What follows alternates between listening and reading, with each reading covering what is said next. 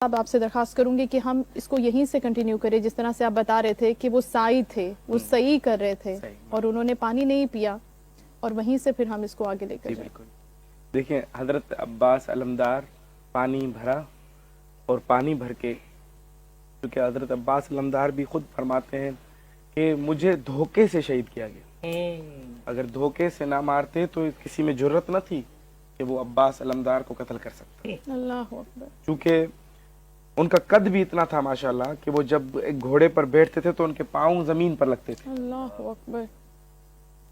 تو جب وہ پانی بھر کے وہاں سے نکلے تو بہت سارے لوگ، چونکہ سامنا کوئی نہیں کر سکتا تھا، اتنے لشکر کو پیاسا کوئی بھگائے، بھوکا کوئی پگائے۔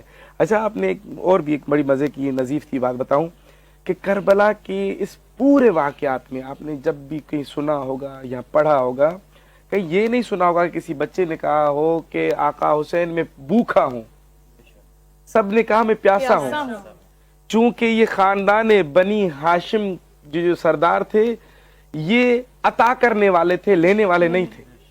تو کھانا مانگنا یہ انسانی بشریت کے تقاضوں کے منزلت کو نیچے لاتا ہے، مگر پانی مانگنا یہ ایک فطرت ہے، یہ اس انسانی تقاضوں کو نیچے نہیں کرتی۔ تو عباس علمدار پانی جب لے کر آ رہے ہیں تو چھپ کے پہاڑوں، چونکہ چھوٹی چھوٹی پہاڑوں کی چوٹیاں بھی تھیں، کوئی شخص ایک پہاڑ اور کھجور کے درخت کی روایت ہے کہ وہاں پر چھپ کے کھڑا رہا، جیسے عباس علمدار وہاں سے گزرے تو انہوں نے چھپکے سے وار کر کے عباس علمدار کا ایک بازو قلم کر دیا۔ عباس علمدار نے اس مشک جو پانی کی بھری تھی دوسرے ہاتھ میں لے لی اور اسی سپیڈ سے گھوڑے کو بھگائے جا رہے ہیں۔ تو پھر کسی اور مقام پر کوئی ظالم شکی شخص چھپ کے کھڑا ہے اور عباس علمدار کا دوسرا بازو قلم کر دیتا ہے۔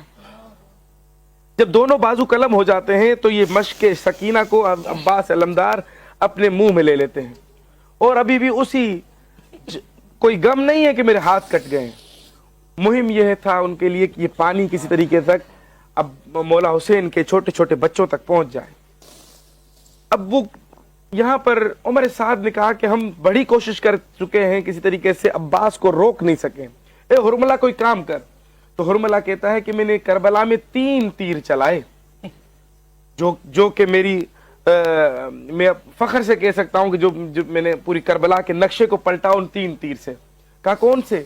کہا پہلا تیر علی اصغر کے گلے پہ لگایا تھا، دوسرا تیر میں نے مولا حسین کی پیشانی پہ مارا تھا کہ حسین گھوڑے سے نیچے گر نہیں رہے تھے، کہا میں نے پیشانی پہ تیر مارا کہ حسین گھوڑے سے زمین پر آئے۔ کہا تیسرا تیر جب میں نے دیکھا کہ عباس اسی جاؤ جلال سے دوڑتے ہوئے آ رہے، بازو نہیں ہے، مگر میں دیکھنا چاہ رہا تھا کہ عباس میں ایسی کون سی روح ہے جو اسے لے کے جا رہی ہے، بھگائے جا رہی ہے۔ تو میں نے پورا ان کا تجزیہ کرنے کے بعد یہ اس اندازہ کیا کہ یہ جو مشک سکینہ اس کے منہ میں ہے، اگر یہ پانی بہ جائے یا یہ پانی رک جائے تو یہ عباس جو ہے اس کی یہ طاقت ختم ہو جائے گی، یہ عباس کے اندر سے روح نکل جائے گی۔ کہتا ہے میں نے دور سے کھڑے ہو کر اس مشک کا نشانہ لیا، اب جب مشک پر تیر لگا اور پانی اس میں سے بہنا شروع ہوا تو میں نے دیکھا کہ جیسے جیسے اس کا پانی ختم ہو رہا تھا ویسے ویسے عباس علمدار کے گھوڑے کی رفتار کم ہوتی جا رہی تھی۔ جب سارا پانی بہہ گیا تو عباس علمدار نے اپنے گھوڑے کے رخ کو جو ہے موڑ لیا، خیموں کی طرف نہیں، وہی فرات کی طرف۔ کہا کہ اب مجھے خیموں کی طرف نہیں جانا، میں جس کام کے لیے آیا تھا بچوں کو کیا منہ دکھاؤں گا کہ میں بغیر پانی کے تمہارے پاس آ گیا۔ تو مولا حسین پہنچتے ہیں آ کر عباس کے پاس اور عباس سے کہتے ہیں عباس کوئی تمہاری آخری وصیت؟ کہا آقا میری وصیت یہ ہے کہ میرے لاشے کو آپ خیموں میں نہ لے جائیے گا، میرے بدن کو شرم آئے گی کہ میں کیسے ان بچوں کا سامنا کروں کہ جن بچوں کو میں نے کہا تھا کہ میں پانی لاؤں گا، میں کیسے ان بیبیوں کا سامنا کروں کہ جو بیبیاں میری آس پر مدینے سے نکلی تھی کہ عباس میرے ساتھ ہے۔ جب عباس علمدار جا رہے تھے نا اجازت لے کے جنگ کی تو بی بی زینب نے دور سے کھڑے ہو کر کہا اے عباس بابا نے سچ کہا تھا۔ تو مولا عباس تڑپ گئے کہ بہن زینب بتاؤ بابا نے کیا کہا تھا؟ کہا کہ ایک مرتبہ بابا نماز پڑھ کر آئے اور میری کلائیوں کو چومنے لگے، तो मैंने कहा बाबा आप हमेशा मेरी पेशानी को चूमते हैं, आज मेरी कलाइयों को क्यों चूम रहे हैं? तो वो कहने लगी बेटी इसी हाथों पर तुम्हें रस्सियां बांधी जाएंगी। तो मैं सोचती थी अक्सर कि जिसका अब्बास जैसा भाई हो उसके हाथों पर रस्सियां बांधेगा कौन?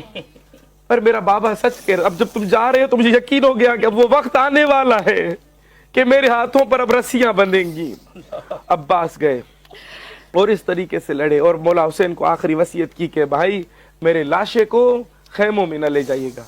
कहा दूसरी वसीयत ये है आका मैं आपको जहमत कभी न देता, मेरे एक आंख में तीर है, दूसरी आंख में खून है, मैं चाहता हूं कि वक्त आखिर आपकी जियारत करके इस दुनिया से जाऊं।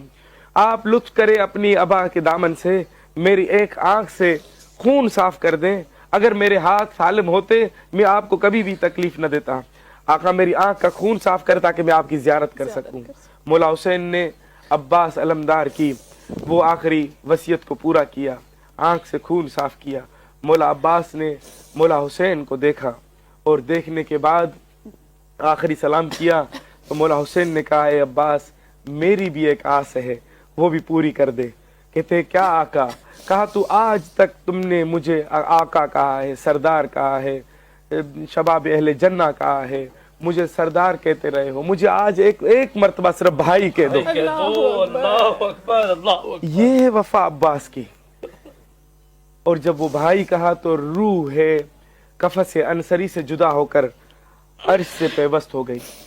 और फिर ये मौला हुसैन भी वो आखिरी लम्हा है कि जब जाते हैं जंग के लिए, और जंग जिस तरह मैंने बयान फरमाई कि मौला हुसैन की जंग जो थी वो देखने वाली थी, फौजें दूर दूर भागती थी, मगर लड़ते लड़ते लड़ते बिल आखिर अल्लाह की आवाज आती है या अय्यतुहन नफ्सुल मुतमइन्ना इरजी इला राजियन मर्जिया।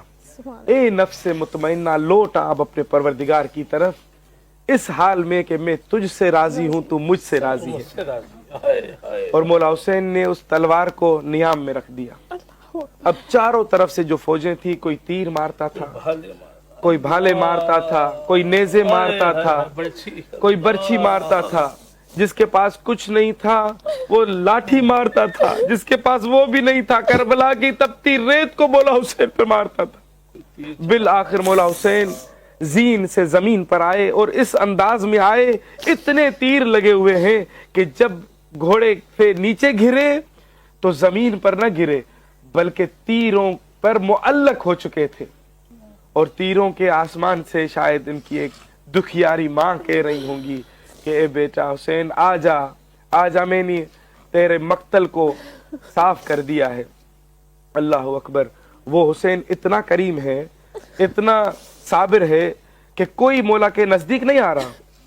3 घंटे तक कोई मौला के नजदीक नहीं आया और उसके बाद बदबख्त शिमर लईन आता है और मौला के सीने पे बैठ जाता है और मौला की गर्दन को काटना चाहता है। उस वक्त भी मौला इतने करीम है कि उस वक्त भी मौला कहते हैं कि ए शिमर अगर तू ये काम न करे तो तेरी जन्नत का मैं जामिन हूँ।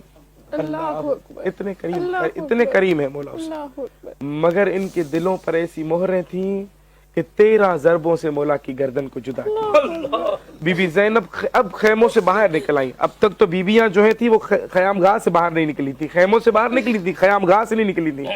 अब खयामगाह से बाहर निकल के 70 कदम पे खड़ी होकर सर पर कुरान रखकर कातिल की मन्नतें करती रही है। कातिल ए जालिम ए शिमर, मेरे भाई को न मार, मेरी माँ ने चक्कियां पीस पीस के से पाला।